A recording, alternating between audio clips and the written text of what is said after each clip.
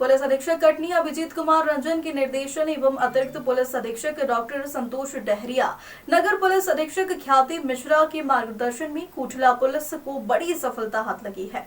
जलते हुए भट्टे में सिमको लाइन कंपनी के मैनेजर सोनू विश्वकर्मा 58 वर्ष निवासी ग्राम मुडेहरा थाना बडवारा की हत्या का सभी पहलू पर बारीकी से जांच करते हुए कोटला पुलिस को मुखबिरों के द्वारा कुछ अहम सुराग हासिल हुए।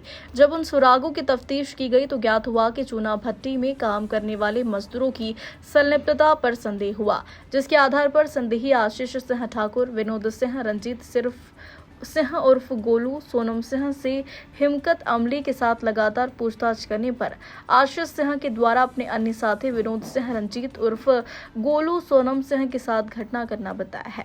आरोपी आशीष और रंजीत सिंह उर्फ गोलू दोनों सगे भाई हैं। इनकी मां ब्रजरानी को घटना की पूरी जानकारी है।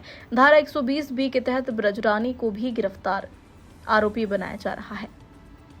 कटनी से संवाददाता राजेश केवट की रिपोर्ट।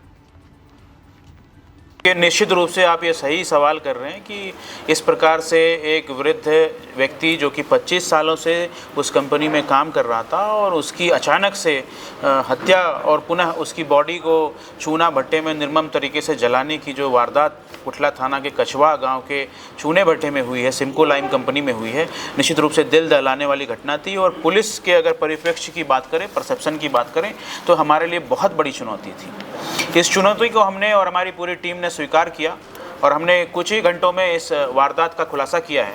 मैं आपको बताना चाहूँगा कि जो मैनेजर विश्वकर्मा जी थे, जो इस घटना में मृतक हैं, उनके द्वारा हर हफ्ते मजदूरों को पेमेंट किया जाता था और इस बात की जानकारी इन आरोपियों के पास थी। ये जो 4 आरोपी हमने पकड़े हैं, जो कि उसी भट्टे के इर्द गिर्द रहते हैं सालों से, इसके परिवार वाले और ये स्वयं भी उसी भट्टे में काम करके अपना जीवन यापन कर रहे हैं, लेकिन अपनी लालच के कारण, अपनी कहते हैं आपराधिक प्रवृत्तियों के कारण इसने इस घटना को कारित किया है। और मैं आपको यह बताना चाहूँगा कि इन्होंने चोरी करने के उद्देश्य से, विश्वकर्मा जी के तिजोरी में चोरी करने के उद्देश्य से जो पैसे वहाँ पे रखे हुए थे उसको निकालने के उद्देश्य से उसके कमरे में प्रवेश किया। जब विश्वकर्मा को यह पता चला कि हमारे कमरे में कोई प्रवेश कर गया है, तो वो कमरे में जब अंदर गए तो इन्होंने लगातार उसके ऊपर डंडे से हमला किया, खदेड़ के भी उसको डंडे से पीटा है और उसकी निर्मम हत्या कर दी है। हत्या करने के उपरांत विश्वकर्मा जिस बिस्तर पे सोते थे उसी बिस्तर से इसको लपेट करके उसकी बॉडी को ऊपर चिमनी के पास ले जा करके, भट्टे की चिमनी के पास ले जा करके उसको फ्लेम में डाल दिया गया। और जैसा आप सभी को पता है कि उनकी बॉडी जो है क्षत विक्षत हालत में, अधजली, बिल्कुल जली हुई हालत में हमें प्राप्त हुई थी। मैं आपको बताना चाहूँगा कि इस पूरे घटनाक्रम में हमारी टीम ने बहुत मेहनत की है। हमारी FSL की टीम, हमारी फिंगरप्रिंट की टीम, हमारी डॉग स्क्वाड की टीम, हमारे सभी अधिकारीगण, हमारे माइक 2, माइक 3, हमारे सभी TI, हमारी साइबर की टीम, इन लोगों ने अथक प्रयास करते हुए, और आप देख रहे हैं कुछ ही घंटों में हमने इस घटना को क्रैक किया है, जो कि एक बेहद संवेदनशील, बेहद गंभीर, बेहद निर्मम और अमानसिक प्रकार की घटना थी।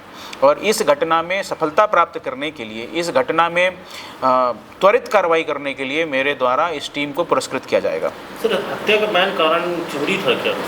जैसा मैंने अभी आपको बताया कि विश्वकर्मा जी की तिजोरी में जो पैसे रखे हुए थे, उस पैसे को चोरी करने के उद्देश्य से ही इन बदमाशों ने उनके कमरे में प्रवेश किया था। यद्यपि चूँकि विश्वकर्मा जी को ये जानते थे और चाबी विश्वकर्मा जी के ही पास था, तो ये डिटरमाइंड होके गए थे कि अगर विश्वकर्मा जी ने कोऑपरेट नहीं किया तो हम उनकी हत्या कर देंगे। और यही कारण रहा कि जैसे ही विश्वकर्मा जी कमरे में घुसे हैं, उनसे न तो इन्होंने कोई बात की है, सीधा उनके साथ हाथापाई करके डंडे से उसके ऊपर प्रहार करना शुरू किया और उनकी हत्या कर दी।